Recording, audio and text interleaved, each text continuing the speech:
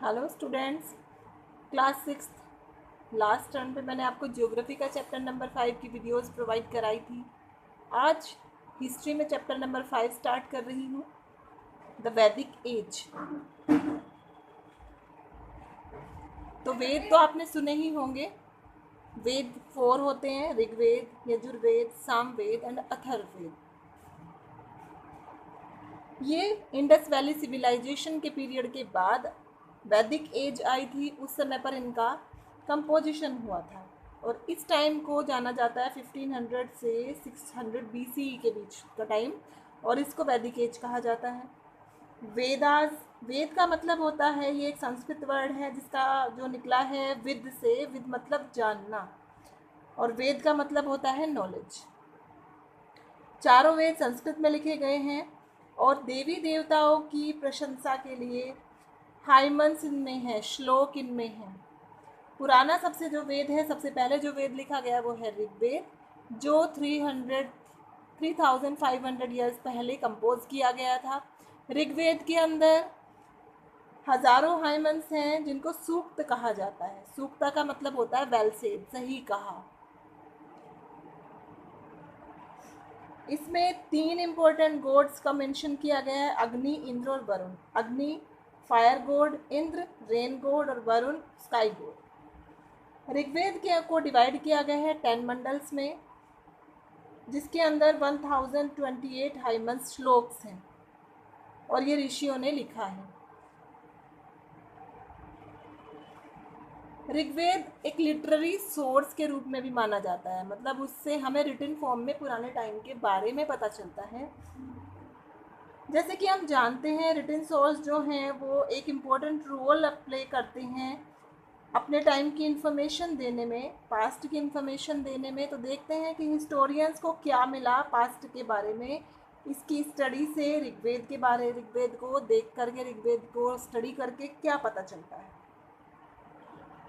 Historians के according हाइमन्स जो composed उस एरिया में हुए वो ज़्यादातर वहीं उस एरिया में हुए जहाँ पर रिवर्स फ्लो होती थी, नदियाँ बहा करती थी। रिवर्स का जो कंपैरिजन है, रिवर्स के साथ साथ इस वेद में काउज एंड हॉर्सेस को भी बताया गया है। उससे पता चलता है कि वो उस टाइम की जो सोसाइटीज़ थी वहाँ पर हॉर्सेस और काउज इम्पोर्टेंट एनिमल्स हुआ करते होंगे। फिर है लाइफ ऑफ द पीपल। अब ऋग्वेद से लोगों की लाइफ के बारे में क्या पता चलता है? ऋग्वेद से हमें पता चलता है कैटल और हॉर्सेस इंपॉर्टेंट थे लोगों की लाइफ में वैदिक एज के टाइम पर। वो लोग जो उस समय आर्यंस कहलाते थे। काफ़ी सारी प्रेयर्स ऋग्वेद में हैं कैटल्स के लिए, चिल्ड्रन के लिए, हॉर्सेस के लिए। लड़ाइयाँ जो लड़ी जाती थी उसमें जीते गए कैटल्स, हॉर्सेस वगैरह वो रथ में यूज़ किए जाते थे। वॉर्स वैसे तो टेरिटरी को जीतने के लिए होती थी, लेकिन जो वॉर जीतता था उसको वहाँ के लोगों पर भी विजय मिलती थी, वहाँ का वोटर भी उसका हो जाता था।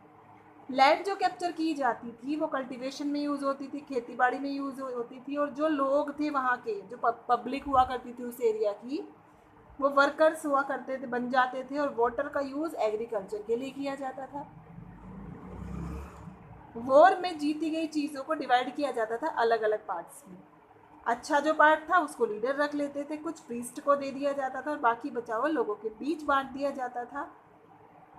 लोग उस समय यज्ञ किया करते थे जिसमें जो पुजारी हुआ करते थे, प्रीस्ट लोग ऑफरिंग दिया करते थे, फायर के अंदर सामग्री डालते थे। तो इससे ये माना जाता है कि गॉड्स एंड गॉडेसेस जब ऑफरिंग दी जाती है यज्ञ में, हवन में, ग्रेन्स वगैरह, घी, तो वो खुश होते हैं। कुछ केसेस में एनिमल्स भी। ज़्यादातर लोग सोल्जर्स होते थे, लेकिन कोई ऐसा प्रूफ नहीं मिला है कि कोई वेल डिफाइंड आर्मी उस टाइम पर नहीं हुआ करती थी। लोग असेंबलीज में मिलते थे, वॉर वगैरह के बारे में डिस्कस करते थे, आगे क्या करना है, शांति कैसे बनाए रखनी है। लीडर सिलेक्ट किए जाते थे ब्रेवरी और वॉरिंग स्किल के अकॉर्डिंग। सोसाइटी, इसके बारे में पता चलता है ऋग्वेद से कि लोग जो थे वो डिवाइड किए जाते थे ट्राइब्स में। ट्राइब्स को जनाज बोला जाता था। हर एक ट्राइब एक स्पेसिफिक एरिया में रहती थी, कई सारे गांव थे इस तरह के, हर एक ट्राइब का एक किंग होता था जिसको राजन कहा जाता था, और वो ब्रेवरी के बेस पर ही चुना जाता था उसको। आज के टाइम पर जो बाद में आपने राजा सुने हैं, किंग्स के बारे में सुना है, उनसे बहुत डिफर होते थे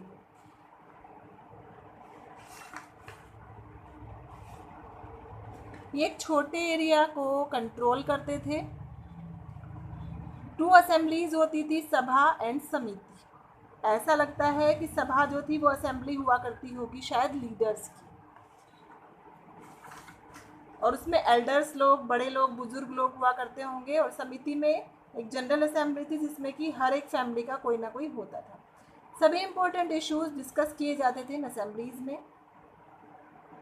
2 वर्ड्स डिस्क्राइब करते हैं कम्युनिटी को पूरी, एक है जन और दूसरा है विश। विश जो वर्ड है इसी से निकला है वैश्य, जो कास्ट सिस्टम में चौथा माना, जो कास्ट सिस्टम में वैश्य कास्ट मानी जाती है, वो विश से बनी है। तो अलग अलग नाम दिए जाते थे, भारत जन विश, यदुजन या यदुविश, पुरुजन या पुरुविश। लोग जो हाइमन्स लिखते थे उन्होंने अपने आप को आर्यंस कहलाया। वो अपने ओपोनेंट्स को दास या दासीज कहते थे।